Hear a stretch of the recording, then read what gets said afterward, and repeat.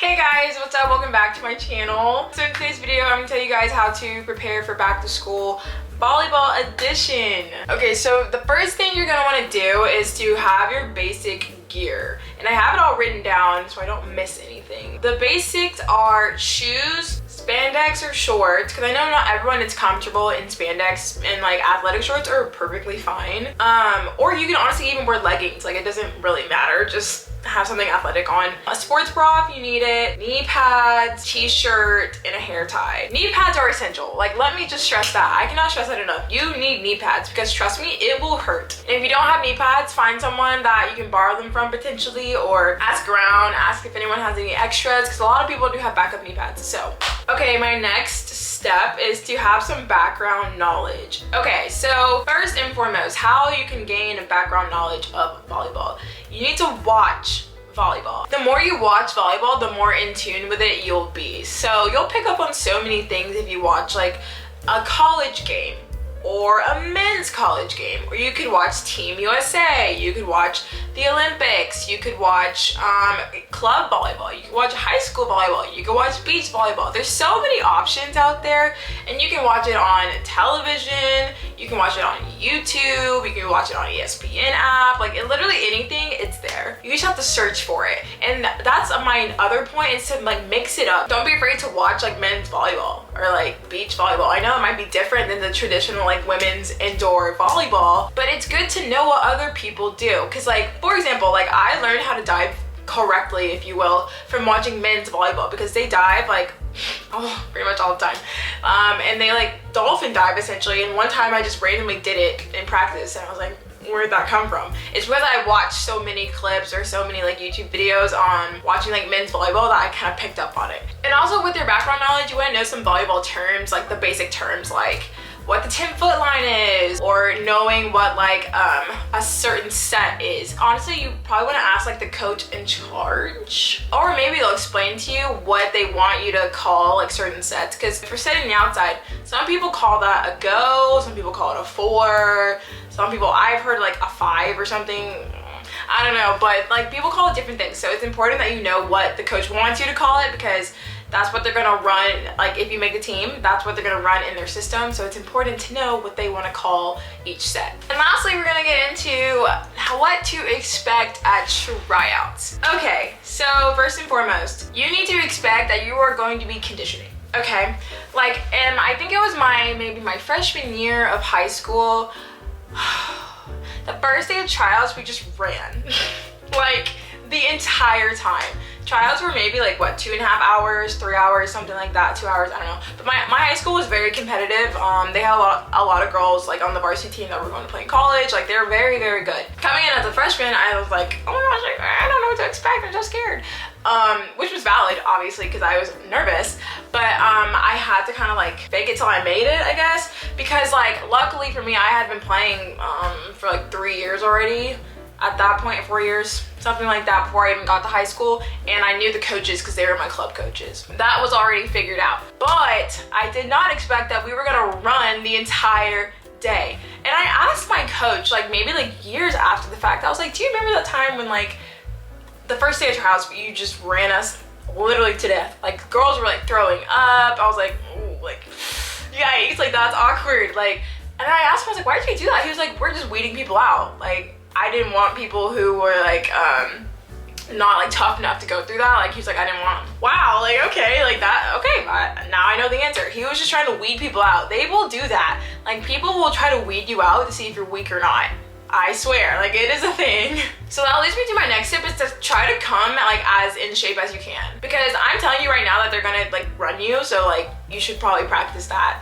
Or like get your cardio up or something. Just be prepared for that mentally, because you don't want to get weeded out because you want to play volleyball, you know? Next thing to expect is that there's going to be drills for all of the skills. So you cannot run, you cannot hide. You will have to do all the drills that showcase all of the skills. So for example, first of all, they will put you through a setting drill. They'll ask like, okay, who's a setter, who's an outside, da-da-da, but they'll probably still put you through every single skill, even if you're not that position. So they'll probably put you through a setting drill, see if you can set, because what they're looking for is someone who can set, hit, pass, serve, like block, all that. They're looking for someone who can do everything, or they're looking for someone who's really, really good at that one skill. So, for example, someone who would be really good at setting is a setter, of course. I was actually a good setter. I was trained as a setter originally, but then they saw that I could hit, so they're like, okay, like, Kobe, you're gonna go play middle and outside. I was like, oh, thanks. So, but that's what happened. Like, I started off as a setter.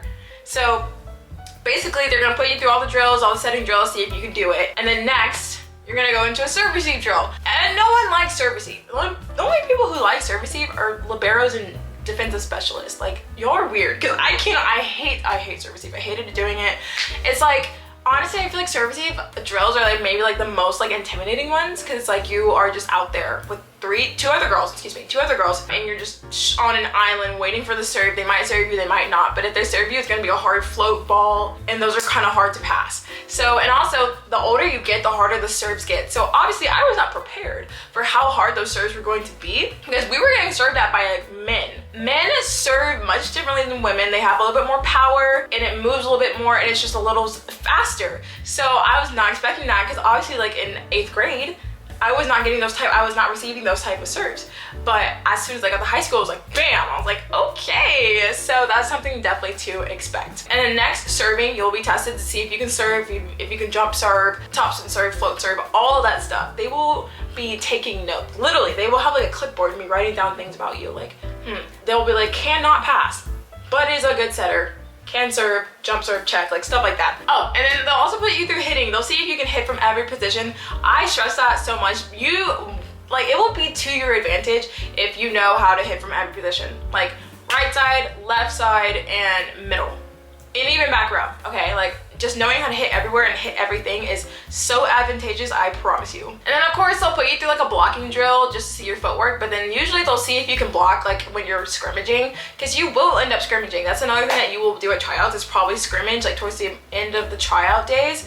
You will scrimmage like 6-on-6, and they'll see if you can block or not. Like, trust me, once again, they're writing things down about you, and they're keeping like a log on you, and like they're tracking like pretty much your every move, because they'll have multiple people there to see like what you're doing usually. Some schools, like, they don't have that much staff, so maybe they'll only have a couple people, but they're still watching you. Next thing I would expect is that it's going to be intense. People are going to like really, really want to be on the team, so they'll like do like anything and everything they can to be on the team. So it's like you kind of gotta match their energy, because you don't want to be passive and be like, oh yeah, like you can go ahead, like I don't want to get the rep, like you can just go ahead and take my spot on the court. No, like you gotta be like, yeah, no, like I'm gonna go, like you can sit back. Sorry, because like you gotta assert yourself, okay? You gotta show that your coach, like, yeah, like I want to be here, da da da. I know it sounds like a little aggressive and over the top, but I promise you it works. Next, you should really expect that you have to work with others. No one likes really working with others. I know group work, teamwork, collaboration can be difficult for some people, but that is literally what volleyball is about, is collaboration and team effort. So you're gonna have to get used to that. You're working with people that you've maybe like never talked to, never met, you don't know them. Like, it might be uncomfortable, but you kind of have to push through that and figure out like how you can like succeed as like a unit. And next, you kind of want to know like what coaches are looking for. And coaches are basically just looking for someone who can communicate, who has all the basic skills, or most of them, and is a good team player and a good person. Like, they don't want someone who's mean to other people and kind of dramatic and like will cause problems, because everything is about team cohesion and everyone getting along. So if someone's like a drama starter, or they're very mean, or they're just not very nice, like it doesn't matter really how good you are, like they'll probably like be like, see ya later. So it's really important just to be yourself and be kind and to be a good person, but also like you want to have your basic skills. You want to have one skill potentially that you're really good at, of course, and then you just want to be a good communicator. You want to like be able to stand out amongst the crowd. So how you can do that is having really good communication and kind of like asserting yourself, being like available to help people, like talking, cheering, like stuff like that, like kind of just putting yourself out there and just being a really good team player. I feel like that's really what coaches notice, like if you work well with others or not. And then lastly, you have to get comfortable with being uncomfortable. So meaning that like in like situations of chaos, you need to stay calm and confident. And how you can do that is basically just like how I stayed calm and confident through like really stressful situations, is realizing that like at the end of the day, it's really not that deep. It's like a volleyball game, so it's like, okay, relax, like, and also like you play so much better when you're like loose, relaxed, like, okay, like I got this, like super confident. But if you're playing like scared, like if you're playing not to lose, you're gonna lose. Like that's how I pretty that's how it pretty much works all the time.